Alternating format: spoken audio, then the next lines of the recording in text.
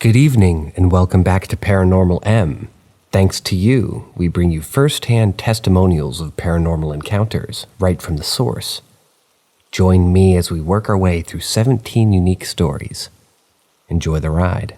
We took in a child spirit. When my daughter was 2.5 years old, I noticed she was getting more creative with her imagination. She would talk to people who weren't there, and she would play games through the house, as if there were another child. But we didn't always have kids around, so I was fine with her having an imaginary friend. One night I had her in the bath. She was very focused on the bathroom door. She was waving and motioning towards herself as if she were asking someone to come into the bathroom. I asked her why she was doing this. She told me her friend wouldn't come in. She wanted him to take a bath.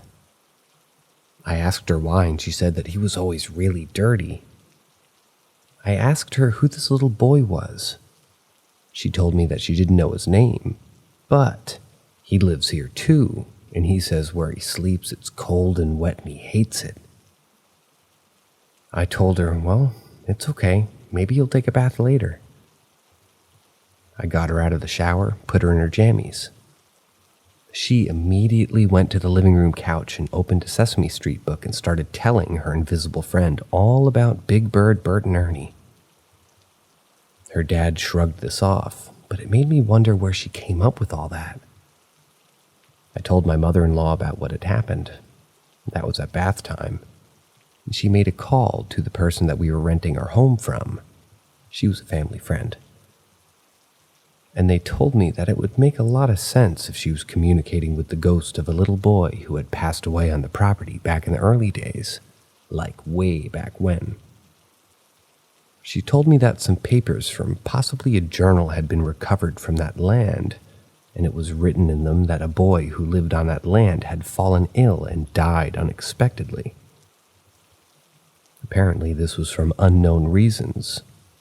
Put the boy in a well, and she knew this to be true because human bones had been recovered from this well some 20 years prior. She told me this was all documented and found true to the best of her knowledge. I've always been an empath of sorts, and I knew to look into this because of my daughter, although she's very charismatic to those she knows. Definitely not an extrovert, and she's never put herself out there. So pretending to be super sweet to an imaginary friend was weird to me in a way.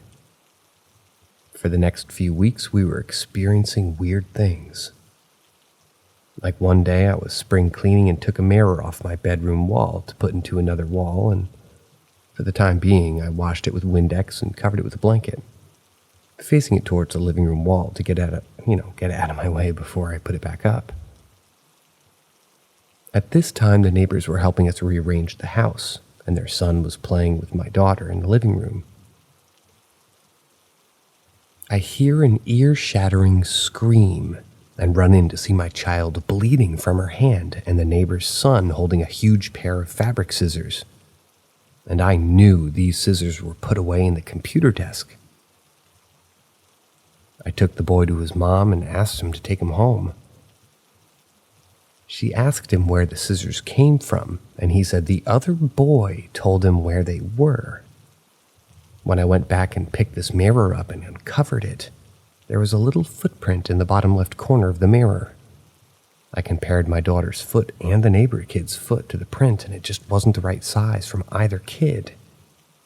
So from what I could tell, and the mirror never got moved by anyone else, I would try to wash that footprint off several times after that, and it never came off. Other things happened as well, like I would hear her playing in her room, and I could swear that I heard someone talking or laughing with her. But when I would go to the room to check, it stopped. Things would go missing for a few days and then appear right when I knew they were originally, where they were originally. My animals wouldn't go to the upper level of my house and sometimes wouldn't even go near my daughter's room, although she's never hurt a living thing. Later, I gave birth to another little girl in March of that year, And soon after we were home from the hospital, we found out our home, well, the rent was just going to be raised, so we decided to move. We had a friend who rented her mobile home out to us, and we lived there for a few months where we had some more activity. My younger daughter was just an infant, and I had her bassinet put up in between my side of the bed and the wall in my room. We had sweet three-legged pitty named Sammy, who attached himself to E, that's one of my daughters, the younger one, and slept on the foot of our bed to guard her bassinet while she slept. I also always slept with my hand on the bassinet, so I could feel her if she started to wake up or if she stopped breathing. For several nights in a row, I would wake up to the bassinet rocking up and down along the side of my bed. This shook me at first, but I realized fairly quickly that our little spirit was probably doing it. So I finally just asked him to stop and told him that, well, my daughter can get up when she gets up, and it stopped. It never happened again. A close high school friend came around a lot, and I had told her about the little boy. She didn't believe me. One day my daughter's running around the house with her little pink princess ball, and she says, "Aunt, watch my friend." She tossed the ball down the hall, and for a few long minutes nothing happened. But eventually the ball started slowly rolling back towards her from my bedroom at the end of the hall. She was then freaked out, but thankfully it didn't scare her enough to stop coming around. One day we had a bad storm and our electricity went out. As we were waiting that day to have it come back on, we get a knock at the door, and it was a company electrician telling us that the power pole to our house had fallen. He said we could stay there for safety reasons, so I called my mom who lived close, and he gave me and the girls a ride over. My family stayed there until we were able to get an apartment a couple towns over. On that first night, everything changed for me when it came to this boy, and I learned my lesson about inviting things to follow my family. We were all sleeping in my mom's living room, and E and I were laying on the couch, and Anne was on a blow-up mattress with her dad on the floor. E was very riled up and wouldn't go to sleep. She was around 9 months old at that time, and she had pulled herself up over the arm of the couch to see into the hall. I kept trying over and over to pull her down to make her lay down, but she kept getting herself up. She even began pointing and saying, "Bo." Finally, after fighting her to lay down for far too long, I patted her bottom to show my assertion.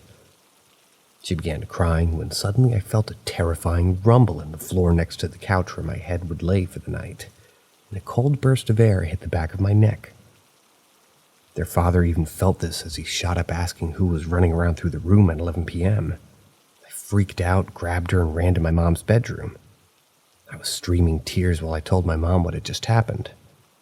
She agreed with me when I told her that I felt threatened and that this little boy probably didn't like the authority over her. She smudged us, circling us 3 times with burning sage, and she asked me to tell the boy to go find his place with his family and to no longer follow mine.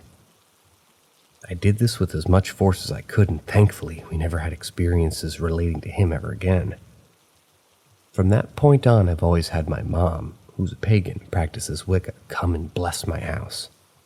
And I've always kept clear crystals and windows to help bring in positive energy.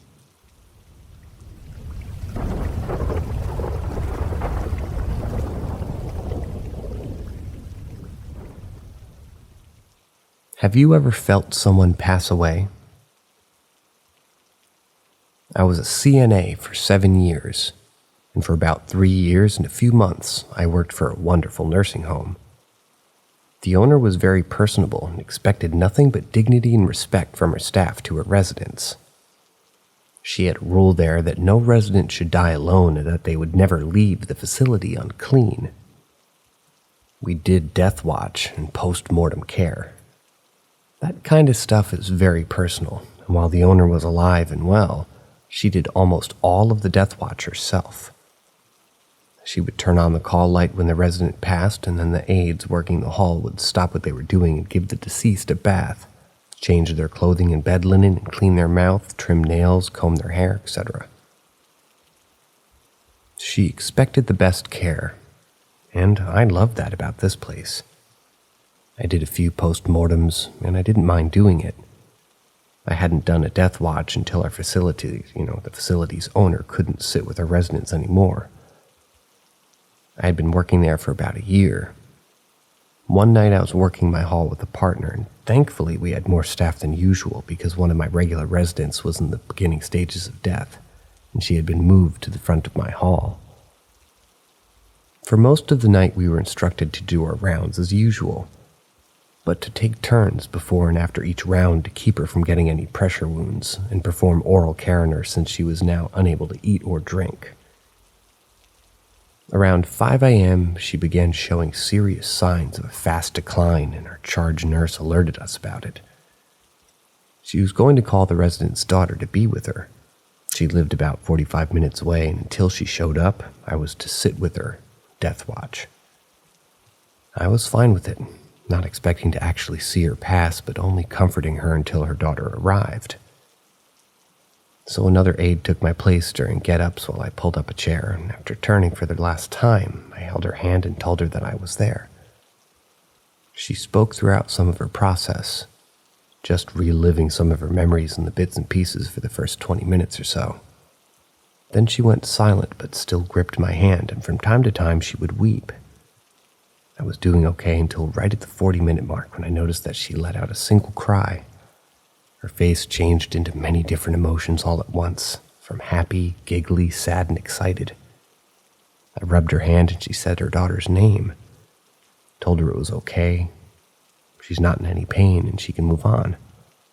I told her that her daughter would be here soon and she would understand if she couldn't wait. Suddenly it all stopped. Her grip loosened, her face relaxed, and she took her last breath. As she exhaled, I felt her leave. To put it simply, the second she passed away, I felt a pain in my chest and an emotion come over me that made me shake inside. It was almost like a jolt of adrenaline and fear and relief all mixed together. I turned on the call light and stepped out of the room waiting for the nurse and watching her daughter turn the corner to approach me. The nurse walked in and her daughter stopped in front of me asking if she had passed. I told her I thought that she had. The nurse came back out and confirmed the time of death. The daughter hugged me tightly and told me that she appreciated that I was there and I was able to comfort her and help her pass peacefully. I'm a hyper-emotional person, quite an empath, and it was very overwhelming for me. I cried all morning and ended up having to take a break before I could continue the end of my shift. I told my charge nurse what I felt, and she said that what I experienced isn't abnormal. I was just so overwhelmed that all I could do was cry. And now, years later, I feel pretty honored that I was able to be there for her in her last hour, and that she didn't have to die alone. It helped me face my own fear of death and taught me that death is inevitable. It only made me love my job that much more. Although, if given the option, I would not do Death Watch again just for the fact that it's so emotionally taxing. I believe her spirit left her body and passed through mine.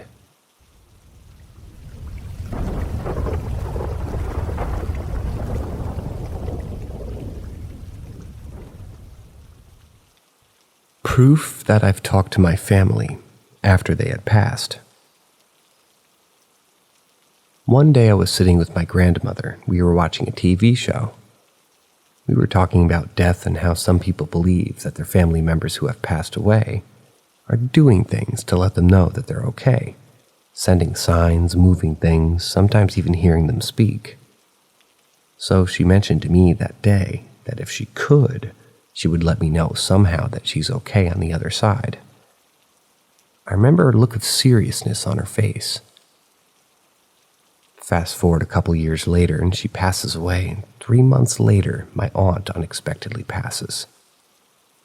So this really was a rough time for me, and I thought back, rewinding all the memories I have of them. And I had remembered about what my grandmother said. So I bought an SB7 spirit box. It's a device that just scans radio frequencies or stations. Anywhere from 5 to 12 stations every second. So what you hear is just the feedback or white noise from switching stations so fast.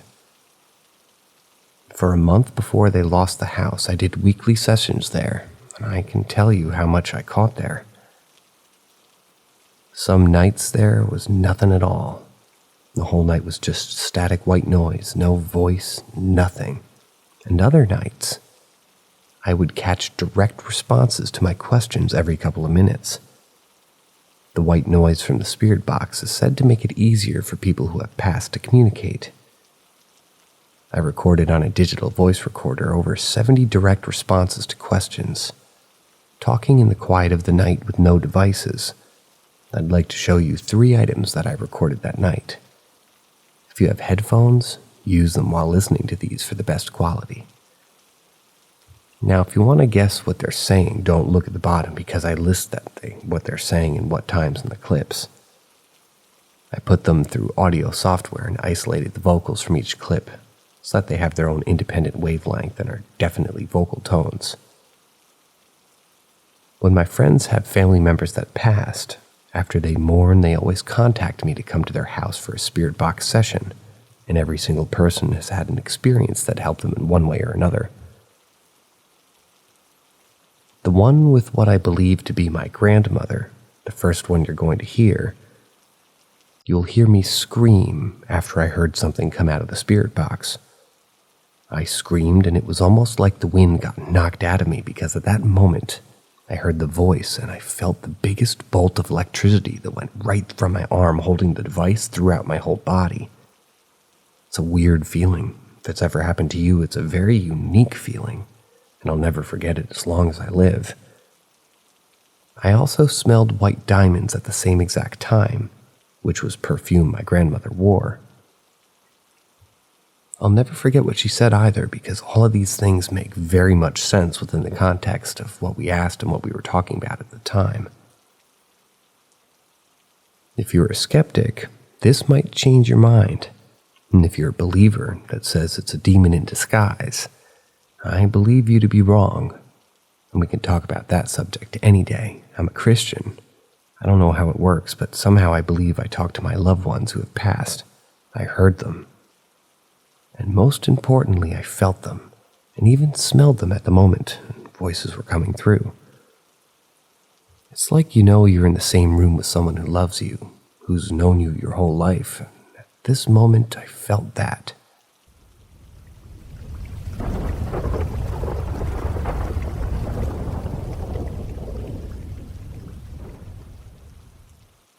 I saw my great-grandmother after she died. So I'll tell you how it happened. She died in 2009 in a bad car wreck when my great-grandfather ran a stop sign. She basically choked on beaded glass and drowned in her own blood on top of normal lacerations. She died on the way to the hospital. Fast forward and everyone's coming up for the funeral. Well, guess what? Instead of staying in a hotel, as we had in the past, my parents thinks it's a great idea to be in her house. Well, the day of the funeral comes and my mother tells me to go iron my shirt. My great-grandmother used to keep all that in the basement. I get down there and I couldn't find the iron. It's not with the ironing board. I think out loud to myself, "Great-grandma, where would you put the iron?" "Dearie, it's above the dryer. You have to look up, though, it's rather high." It was as if I was hearing it from the left in my own head. And I looked to where she said it would be and left to where I had heard it from. She steps out from the shadows, covered in blood, as if she would have been when she died. I freaking couldn't, and I booked it. When they were packing the house afterwards, the vacuum turned on by itself.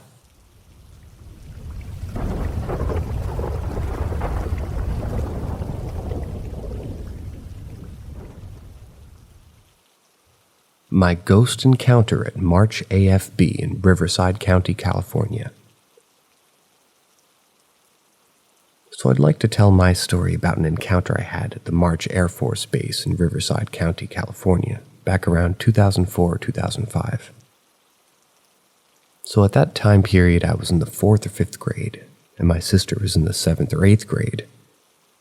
Me and my sister's grandfather was in town visiting from Hawaii, and he had just had us stay with him while he was in town. He's a Purple Heart recipient from the Vietnam War, so he has access to the hotels and military bases. Hotels. So we get to the hotel at March AFB, and as we're checking in, the guy at the counter lets us know that we're the only people in the building for the night, besides some other guy who's by himself, apparently. The very building that we were staying in was a former tuberculosis ward and morgue for children at one point in history. So we get to our room and we get settled in before eventually my grandfather asks me and my sister if we'll go to the ice machine to go get ice. So me and my sister agreed, and we headed off to the ice machine, which was centrally located in the hotel on the bottom floor. There was 2 ice machines being separated by a big round wall in the lobby-like area. We make it to the ice machine and we start to fill up the bucket. And as we're filling it up, we hear 2 children laugh, which sounded like a young boy and a young girl. We figured maybe there was other people in the building, and the guy at the counter was wrong about us being the only ones in there, besides the one guy that he had mentioned, so we just brushed it off like it was nothing.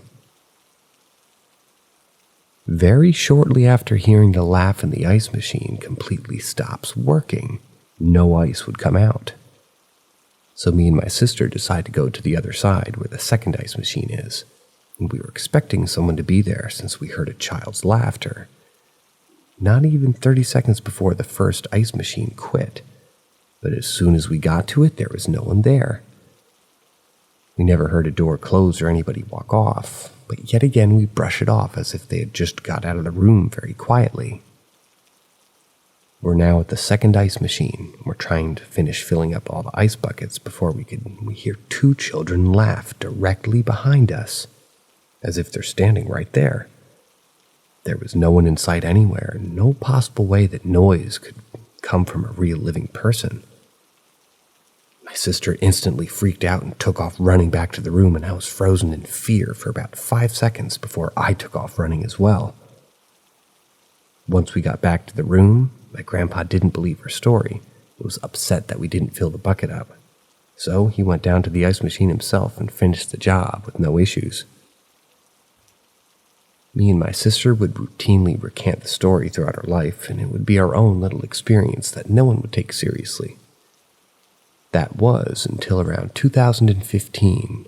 The story started surfacing on the internet about people hearing children laughing and seeing apparitions of children at March AFB regularly. And maybe they would be able to validate our story. I'm an agnostic now, but this experience had me believing ghosts ever since it happened. And I wish I knew why it happens, but something does happen when you die. And it's not like before you were born. Ghosts are real, and I have no explanation for it, but it fascinates me to this day. And I almost wish I could experience it again.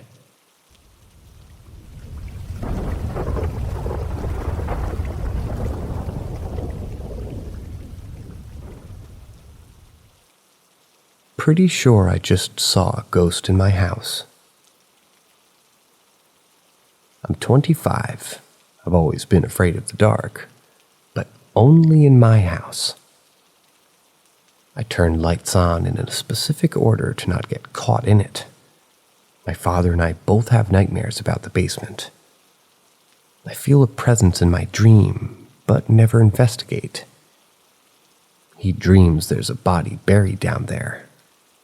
I've seen a shadow person in the doorway once. Thought it was my father, but it walked through the couch into the wall.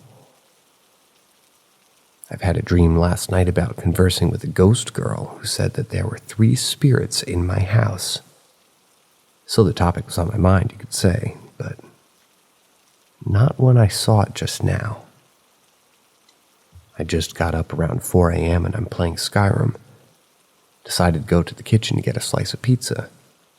Didn't turn on the lights. Only the ambient from the microwave clock, very dim.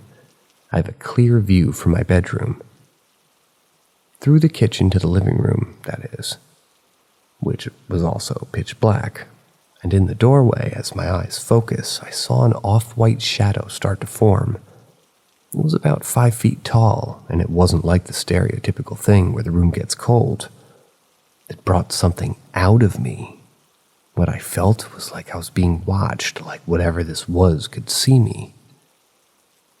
I felt this dread, like I was unsafe, like it would attack me if I stayed. I grabbed the pizza, pushed through my dog, through my door, then locked it, held my dog tight, and we were both shaking. Whatever I felt was primitive. My body was on autopilot. My dog could see it in me. Whatever I saw was not my friend.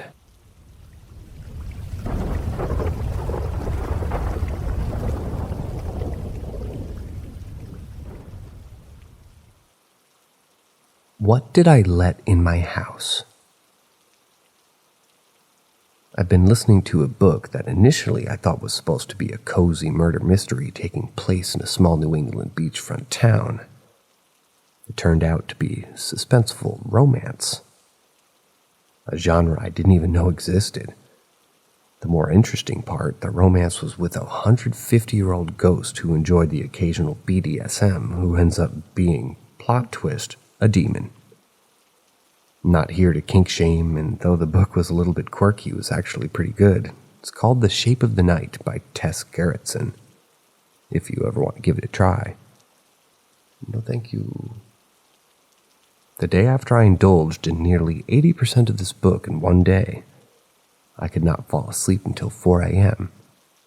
I have bipolar disorder, and bouts of sleeplessness are kind of occasional, so I didn't think too much of it.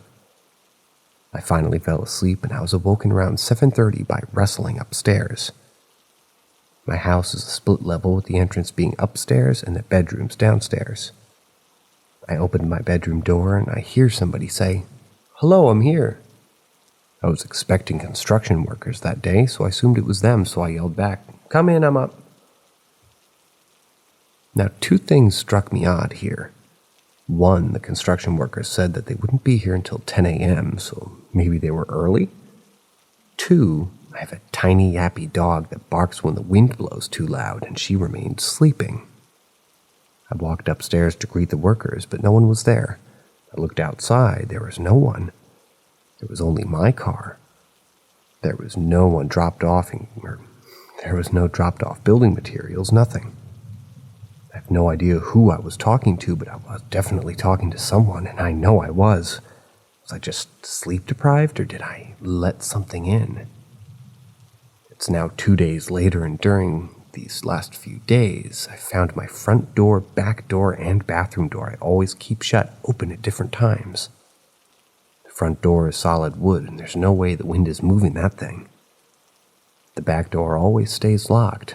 No way the wind could move that either. The bathroom door is a sliding door, and there's no one else here but me.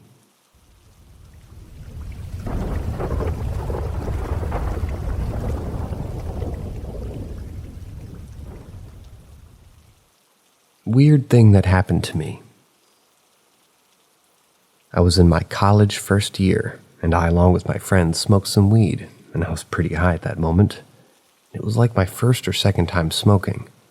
I don't know how, but I was able to read the lips or minds of the people. After smoking it, I was going back to my home on a bike, and then my brother called me up to see if he was free, and his college was very near mine, so I went to catch him up with him, basically. He was with his friend, and his group was coming out of the college gate, and they were talking about their day. My brother then noticed me waving, kind of waved his hand to me, which I also waved my hand. I was around 25 to 30 meters away from him, and many students were passing through in between. And then a girl from his group said that the shirt that I'm wearing looks very good. I don't know how, but I heard her, and there's a rush there. And it's almost like they were talking in between them only. My brother came to me, and then we both were going back to our home. On our way home, I was riding the bike knowing that I was not in my own mind, because I saw 2 of my college mates were also going home by their car. One of them said by another is that he's from our college. As they were unable to identify me because I was wearing a helmet and I was behind their car, I just saw their heads and I recognized them. I moved on, I reached home, ate food, and the next day, I asked my brother that his friend was really talking about my shirt, to which he was literally shocked, and he asked me if he told you this, and I replied him no, because I don't even know a single person other than him in his college.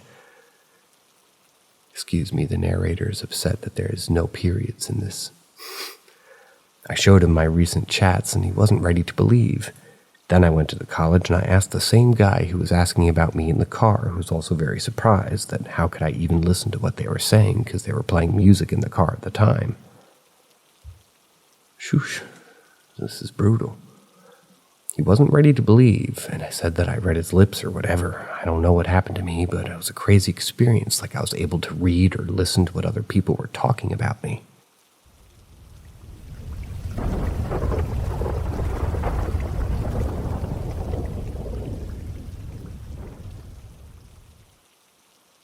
Weird, painful music. I'm not quite sure what to make of this, but last night, my husband and I were in bed trying to go to sleep. As it's quite hot where I live at the moment, I've been having a hard time getting to bed. He usually will fall asleep quite quickly, so he didn't hear what I thought was faint twinkling music, similar to an ice cream truck.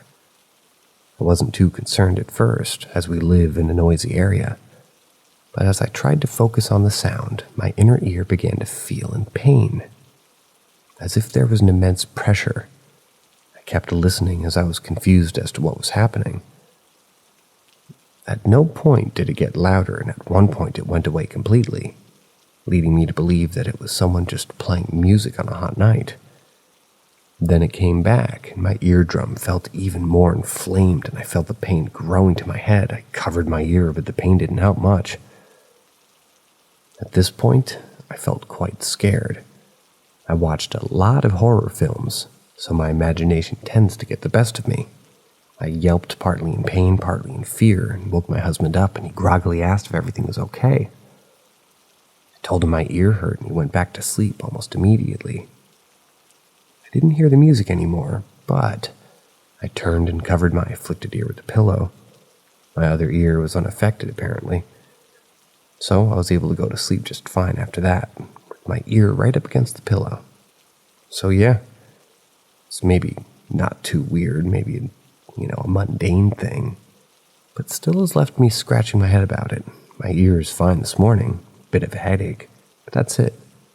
Anyone experience anything similar? Is this just tinnitus and I need to see the doctor? The narrator's opinion is if your ear goes up the pillow or up against the pillow and you pull away, but it hurts too much to pull away, but you have to pull away super slowly so it doesn't feel like you're getting like a equivalent to a Charlie horse in your ear, that it very well might be tinnitus, because I definitely have that.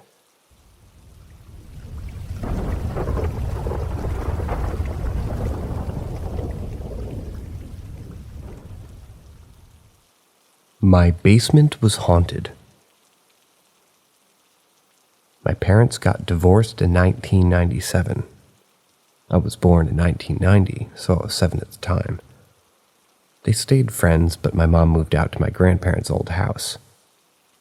My grandparents had quite a lot of money and had recently moved without selling the house, so there was no problem for them to let my mother and us move into their old house.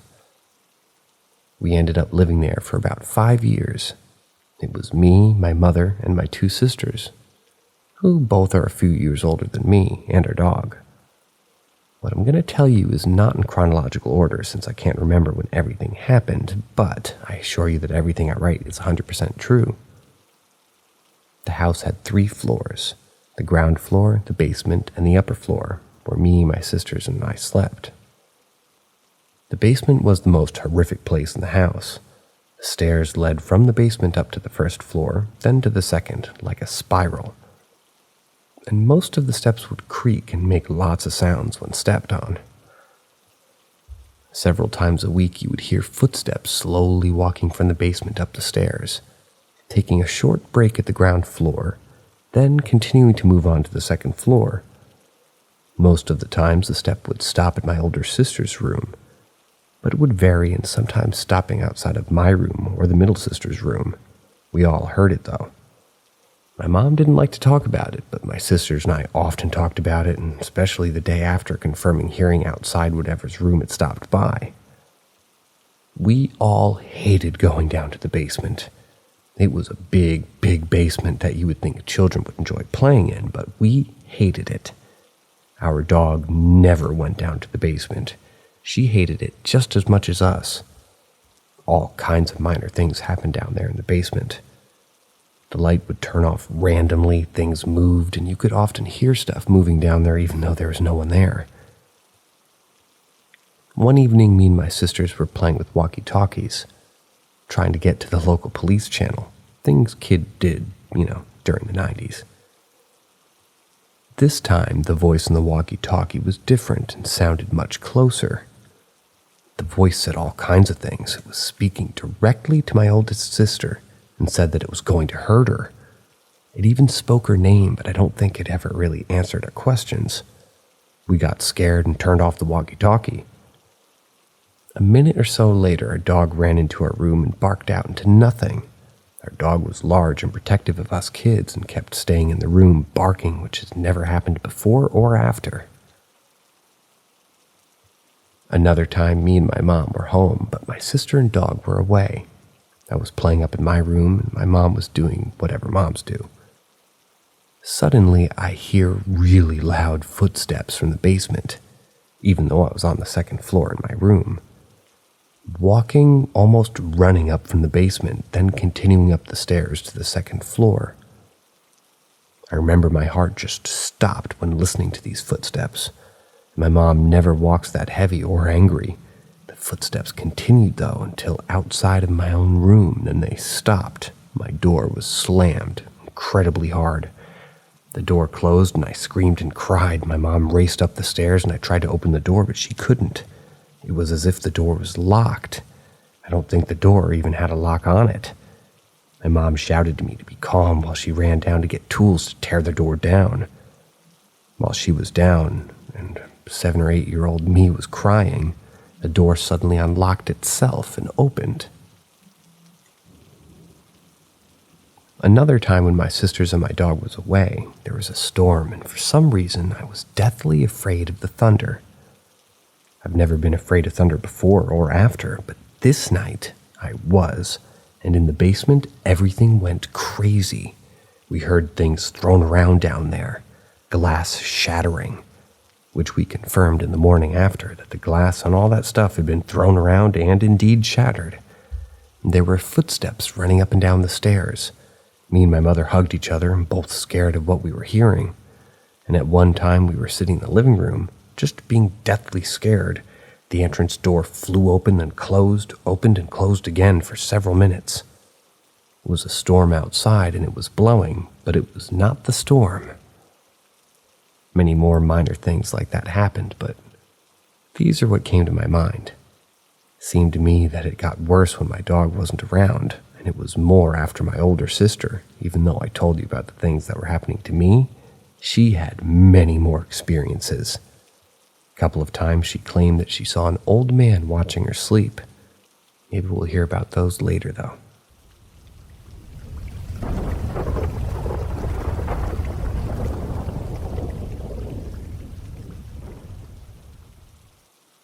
Manteno, Illinois isn't real. Several years ago, I was home on leave with a girl I was seeing at the time. 2010-ish, for the curious. Visiting my parents in the suburbs of Illinois only has so much entertainment, and we had burned ourselves out in Chicago. After dinner, one of our last nights in town, we both were looking to do something exciting to really end our time there with a bang. Before I had left for the military, I was a bit of a thrill seeker. A shithead teenager. I more or less fell into the hobby of urban exploring, quote unquote. My friends and I would wait for nightfall, grab our moonbeams, and drive out to whatever rural almost town that we had heard rumors about. Great fun for the weekends when we couldn't find anyone or anything irresponsible enough to, get high on life instead. I convinced my girlfriend to take the drive with me, and off we went. During my illustrious career as a pro-trespasser, the one place I always wanted to go but could never make it to was the fabled Montino State Asylum. Total classic. Turn of the century tuberculin?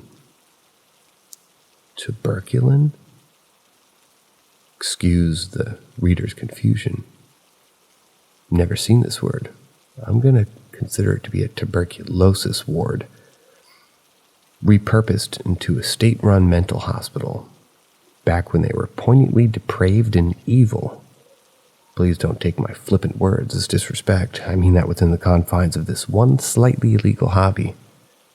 It was truly hellish for those patients, and the history's disgusting. I can't post any outside links, but the internet's your friend if you're curious. Anyways, around 11 p.m., I start driving south toward the town. It took me about an hour and a half from where my parents lived, and at some point during the trip it started pissing down rain. My wipers couldn't keep up, so I slowed way the hell down as I made my approach to the main drag, trying to get a good look at everything. Typical small town stuff. 7 or 8 tiny storefronts crammed together in a row in front of parking stalls, a diner, a pharmacy, a quaint little clothing shop, you get the picture. All of them sat dark and empty as they should, but I couldn't figure out why it still felt so odd. Finally, I realized none of the streetlights were on, even though they were plentiful. There were maybe 3 or 15 lit up. As we crawled past the dead shops, I could barely make out the rest of the town through that big fat drop of rain that was in front of us. It seemed to be 2 main streets surrounded by squat 1950s-era ranch homes. Small plots, no fences, roads felt barely even paved. Again, there were street lights, but few of them seemed to work. The place was mostly illuminated by bright yellow industrial lights attached to the buildings. The road ended at a median, and I could just barely make out what I had been looking for this whole time. The old administration building for the hospital. It had been repurposed into a bank or something similar, but it was important as it was my only familiar landmark that I had memorized the whole map around. It was at this point, however, that I realized that we were being watched. To my left, a man had come out from the front door of what I can only describe as a kind of a hut. There were 4 in a row directly behind the main street, and he appeared out of the first one closest to us. The man stood silhouetted by industrial lamplight and watched me drive past before turning his wheel and making his way back inside. He didn't seem to care about the soaking rain. I chalked it up to coincidence and just moved on looking for my next landmark. A few blocks over, and I found what I believed to be the old cemetery, which was supposedly a mass grave, and hollowed-out crematorium. While engaged in a bit of somber conversation about the heaviness of it all over my girlfriend's shoulder, I see yet another man appear from inside one of the innocuous houses. He was ambling over to the edge of the property towards the street and staring at my car. I guess I can't be sure of it because it was so dark, but he was definitely facing our direction, and the bright patch made while opening the door was obvious. Now unnerved, I turned off the music, dropped my car into drive, and pulled away to continue down the road that we were on. He watched me drive away, and just as the last, when I got far enough away that he was small in my mirror, he pulled an about face and returned to the house. I was starting to sweat a bit. We made a large loop around the original buildings that remained. Most had been demolished for safety reasons, but the remnants ranged from stoic and beautiful as ever to piles of brick jutting from undergrowth like crooked teeth. These pillars and an imposing marbled cupola cast dramatic theatrical shadows in the lightning.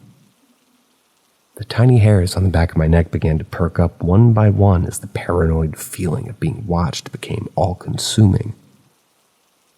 Finally, mercifully, the edge of the town was in sight. We had seen it all the way, and the pride was satisfying enough to allow me to, let the cowardice flee away from this horrible town and just never returning. The path we drove on abruptly dead-ended in a sloping left turn towards a corrugated metal pole barn. Needing to turn around, I followed it down into the small gravel parking lot. It was unoccupied, save a large blue dually backed into the far corner. Par for the course, a single piercing industrial light was fixed to the outside wall of the structure, bathing everything in a very harsh, sterile yellow. No exaggeration, the very second my tires touched that gravel, the door to the barn was yanked open and out strode a man. He took several steps into the parking lot, stopped and stared. Just like the other two had. My butthole could crush diamonds at this point, and I'm doing my best Vin Diesel impression of Fast and the Furious my way the hell out of there. But just as I shift into reverse, I see another man open the door of the truck and begin to climb out, almost turning my Vin Diesel feel into more of a Paul Walker affair, if you catch my meaning. There's not much more to add. I don't have any answers, as I never went back and never investigated. We shot out of there and drove home mostly in an uncomfortable silence. The rain let up at the county line.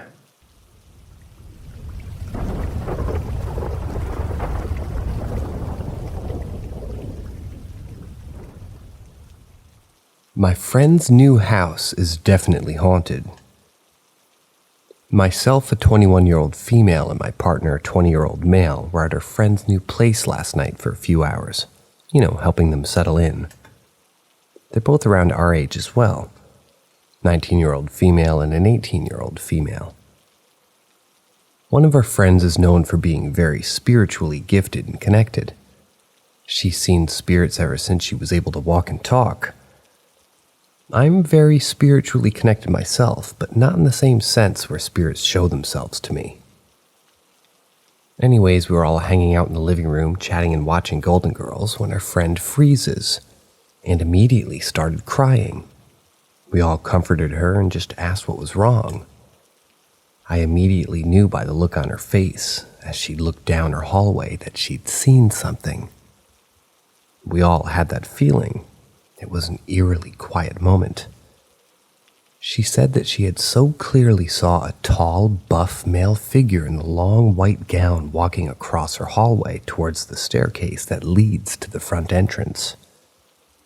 This was followed by many footsteps being heard, since they moved in on Saturday.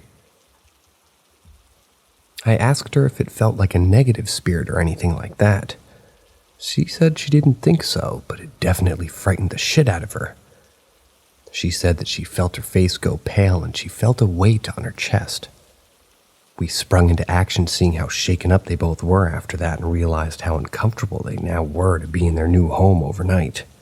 So we grabbed some incense, salt, some selenite from my apartment, and I cleansed every corner of the house with the intention of whatever or whoever was chilling in the apartment would move on.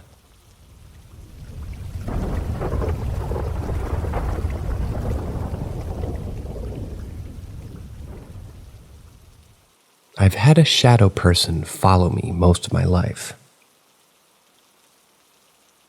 As far back as I can recall, there's always been a presence in and around myself and members of my family. As a child, my parents dismissed the things that I'd see and feel, simply as me having an overactive imagination.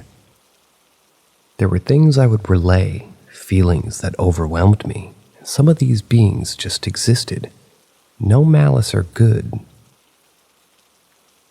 My mom was the most adamant about it being nothing, so much so that I stopped talking about it or telling them what these beings were feeling or doing.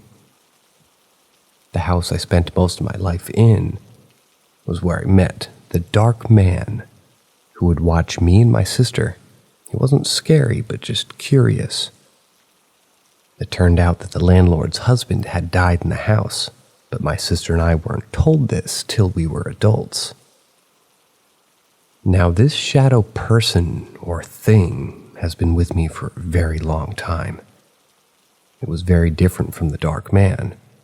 It's always followed me, and as a kid I assumed it was just a figment of my imagination, so I wasn't very alarmed. It was just another being around. This one wasn't as kind, though. It clung to me and would scratch at me, fill me with terror, and emit so much dark energy. I didn't tell my parents, though. I did try to reach out to others, but I was told I was ridiculous or crazy, so I kept it to myself. I didn't tell another soul till I was 17, and that person saw firsthand what I'd been hiding for so long. Writing it out feels wrong. I'm an adult now, and its presence is still felt, but it doesn't reach out as much. We have an understanding, so to speak. My boyfriend, though, unfortunately taunted it after I told him about this thing that follows. It made things worse for a little while. He had horrible nightmares and became fearful. Eventually made amends with the shadow.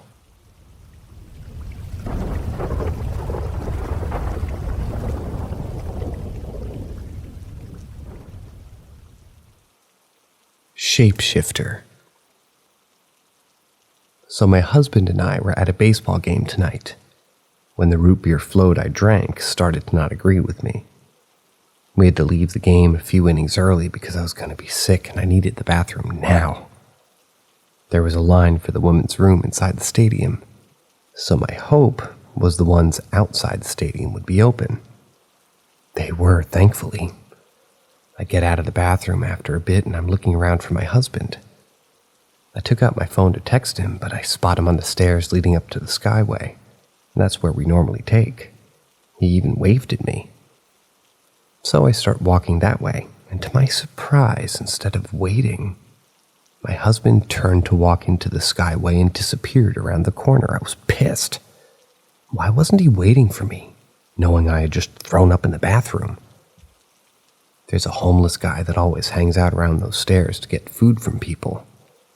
I don't normally talk to him, but tonight I told him to be safe. He said, "You too," and started walking up the stairs behind me. I knew he was there. I never felt threatened by this guy, so I wasn't worried about him following me up the stairs. And as soon as I got halfway up, my husband came up behind me and he was like, "What the hell? You knew I was in the bathroom. Where were you going?" I was like, "I was following you. You were on the stairs. You were fucking waving at me. What the fuck?" This thing was legit dressed like my husband. Red baseball cap, blue shirt, khaki shorts. Like, I'm legit freaked out. Why would something try to lure me? I've walked that walk for at least 21 games for the last 3 seasons. Why all of a sudden is something trying to hurt me?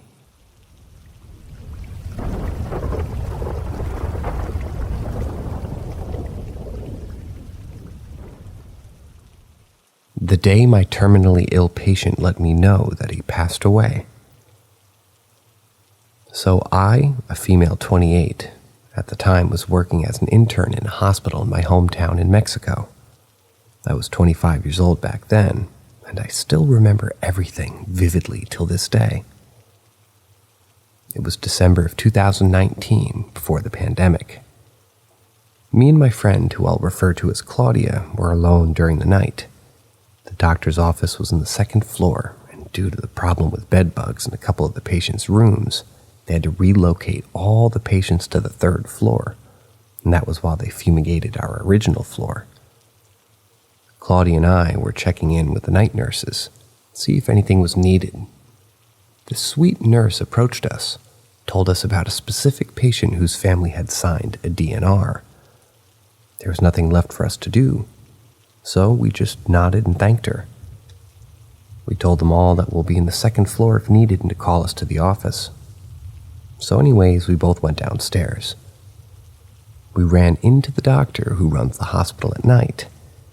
He told us to lock ourselves inside the office if we were planning on sleeping for a while. We asked why, and he replied, "Well, there's a couple of things missing since this floor is completely empty, and we're worried that there might be somebody stealing things, which is why I would prefer that the 2 of you, since you're both women, remain locked inside. And if anything happens, just call my office number." We both agreed, and did as we were told. Around 12 a.m., we were done writing our medical indications for our patients, and we were completely destroyed. We decided to sleep for a little while, which is sometimes not even achievable due to the work demand, but By 12:20, I was already deeply sleeping, but I could hear background noises. From the metallic trash cans moving outside, I didn't pay much attention, thinking it was just probably windy. But windy enough inside a closed hospital to be moving metallic trash cans?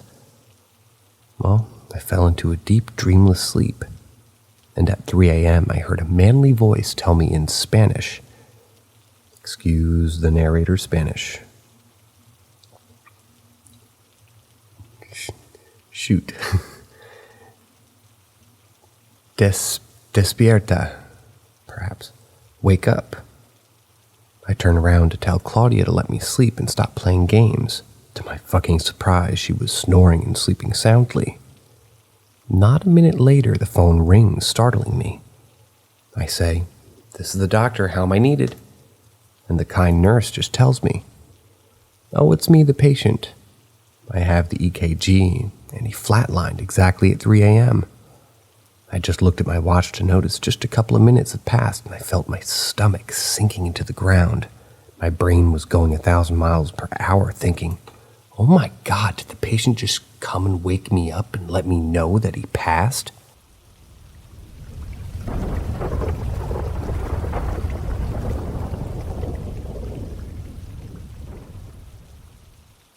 I visited my dead grandmother in a dream, or she visited me. I had a complicated family history growing up. Because of this, I was raised by my grandmother. She was a powerful woman and was also pretty sweet and caring. She used to live in a beautiful colonial house in Bogota, which had a very sort of characteristic living room, you could say. She would always sit in the same spot where she would enjoy her morning and afternoon coffee, as well as an assortment of chocolates which she always kept in the same drawer. She loved chocolate, and in character, she enjoyed sharing this love with others. When she was not in her main house in Bogota, we would vacation on a beautiful beach house, which to this day holds some of the best memories I have. Around the time I was finishing high school, she was diagnosed with stomach cancer. The prognosis was not as good, as it had already metastasized to the surrounding tissue. But she was a fighter.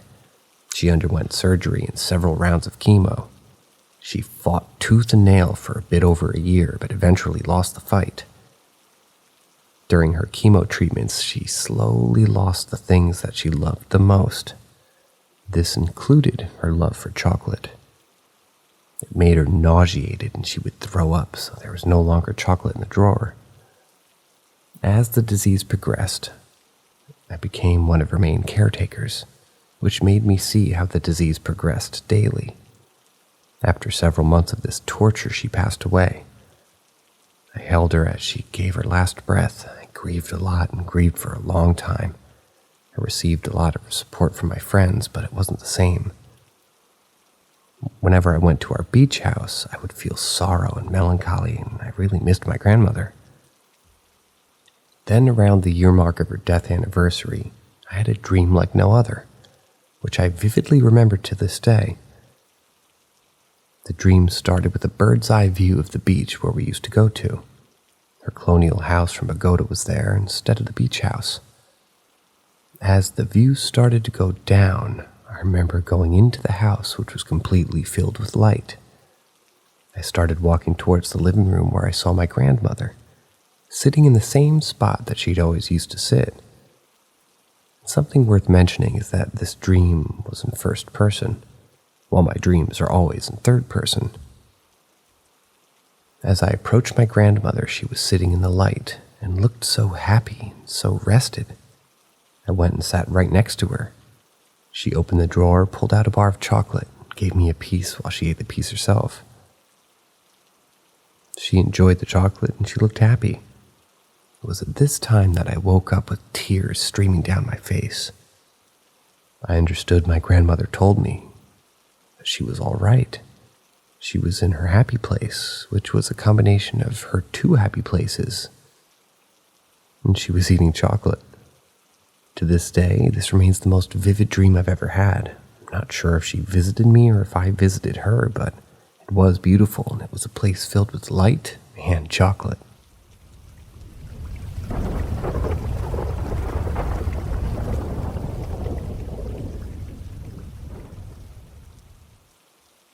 I just want to share my experience with the Hat Man.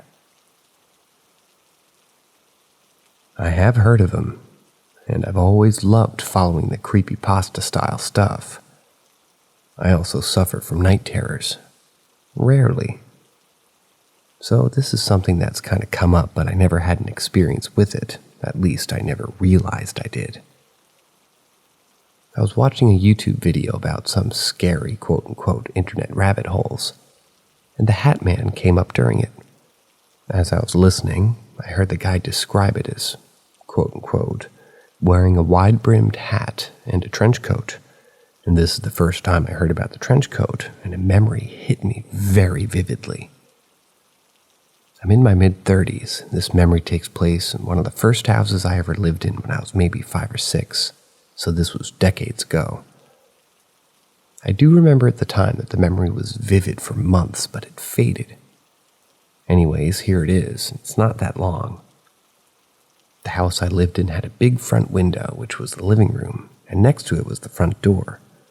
This door was not the main door that we or guests used, as the side door was right off the driveway. So it was very odd when during the night, maybe 8 p.m., sundown and dark, but not late night, that I heard a knock at that door, a single knock. I turned and looked out the window and saw what at the time I thought was, I shit you not, dark-winged duck. A big, wide-brimmed hat, what looked like a long coat, but all black. There were street lights there, so it wasn't pitch black, but dark-winged duck was just the silhouette. Of course, there was no beak or anything, but that was what my mind went to. I was also extremely creeped out at that moment and for weeks and months following. I asked my parents if they were going to answer the door. They asked why. They didn't hear the knock. I was afraid to look outside again, but I forced myself. There was no one there, of course. Man, this YouTube video reminded me of this, and I have so many chills right now. It's crazy. I don't want this mention of a trench coat sort of a thing to ping me, but holy fuck. It's honestly kind of cool to think something beyond the normal happened to me, at least once. And I'm personally glad that it looked like dark-winged duck. That's just the narrator. As usual, have a good night. See ya.